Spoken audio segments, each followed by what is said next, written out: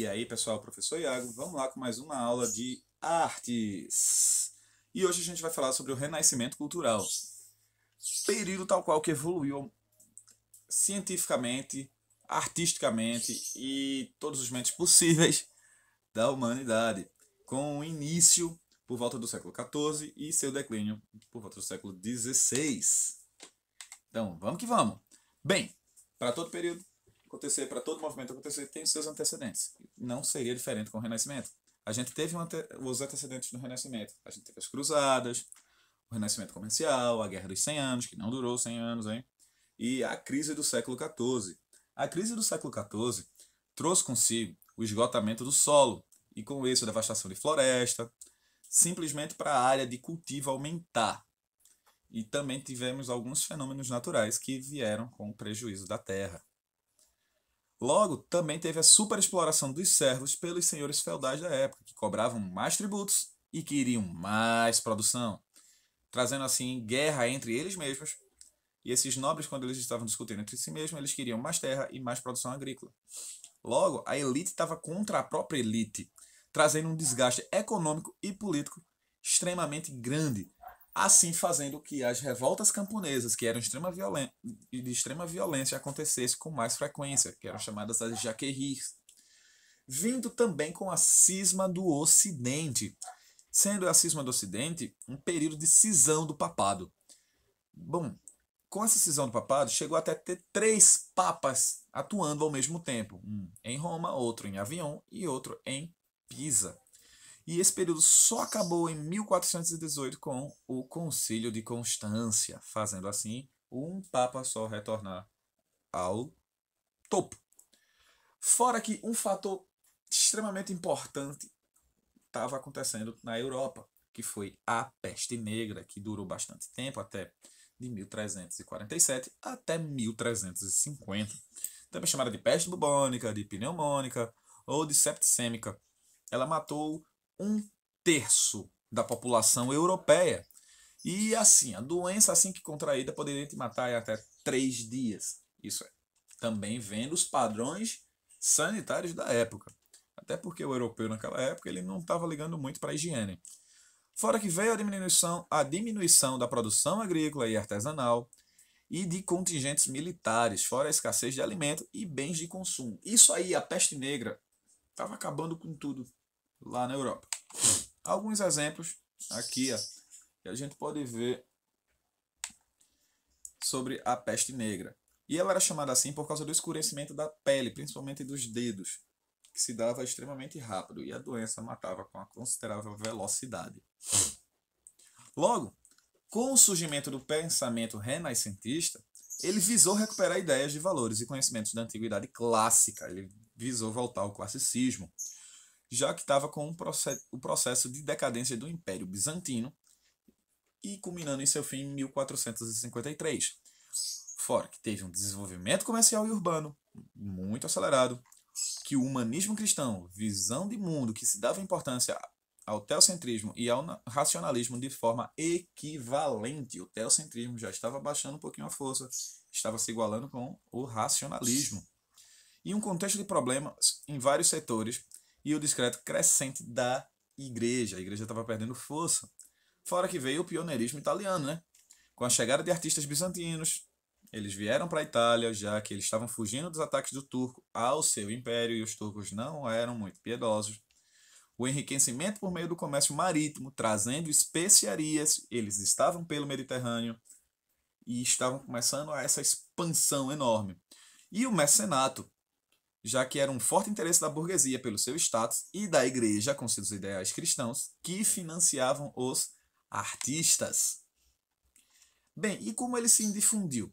O período de transição do feudalismo para o capitalismo mercantil veio com a ascensão da burguesia por meio do acúmulo de capital. Eles estavam juntando capital. Veio também com a usura, que era o empréstimo a juros, coisa que a gente conhece muito bem, contra a condenação da Igreja Católica. Por quê? O tempo não deve trabalhar pelo homem, pois o tempo a Deus pertence. E, por meio de todo esse comércio, se alastrou por causa de toda a Europa, esse meio de comércio. Logo, as novidades trazidas pelos descobrimentos fomentaram o crescimento das ideias. a criação e a promoção da imprensa, por escritores, filósofos, que saíram adquirindo prestígio. A gente tem grandes nomes dessa época. A gente tem William Shakespeare, Miguel de Cervantes, Dante de Alighieri, que são, de longe, grandes escritores da história. Fora que veio as divergências de valores e conceitos medievais e renascentistas. Estava lá aquele choque, aquele cruzamento de ideias. Seguindo, a gente agora vai ver um pró e contra dos valores e também as diferenças. Os valores medievais, a gente tinha o teocentrismo acima de tudo, Deus acima de tudo. Quando vem para o valor renascentista, a gente tem o antropocentrismo e o humanismo. A gente colocou o racionalismo para funcionar. Ele provou que o ser humano pensa e mostrou que dava para funcionar dessa forma, colocando de igual para igual. Outro valor medieval, a gente tem o feudalismo rural e a autossuficiência. Com o Renascimento, mercantilismo e mobilidade comercial. O Renascimento visou expandir o mercado, ou seja, veio o comércio marítimo, veio a busca por mercados em todo o mundo. O obscurantismo, ou seja, a censura, porque tudo antes passava por uma censura, assim como a ditadura militar aqui no Brasil, que foi substituído pelo racionalismo e o espírito crítico. Na Idade Média, a gente tinha um espiritualismo muito grande. Já na questão dos valores renascentistas, a gente veio com materialismo. Veio com o geocentrismo na Idade Média, substituído pelo heliocentrismo. Deixou de se acreditar que a Terra era o centro da Via Láctea e agora se passou para o Sol. A aceitação da realidade. Já com o Renascimento veio o questionamento da realidade, ou seja, por que isso acontece, como isso acontece. Antes funcionava em coletivismo, todo mundo trabalhava mais em questão de junto.